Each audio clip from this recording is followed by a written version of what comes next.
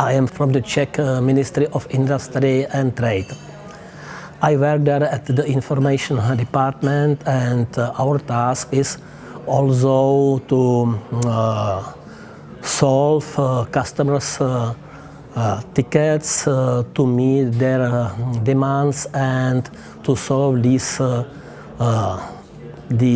demands in that way that these customers should be satisfied as it is possible.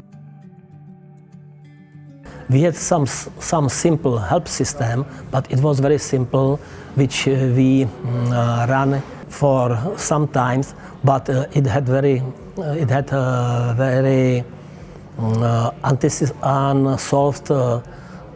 unsolved features, and in that wise we were looking for something new.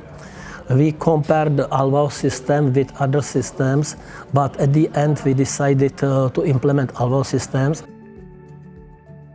It helped us to collect all tickets in one place, to prioritize them, and also to measure the efficiency of particular techniques during solving the system.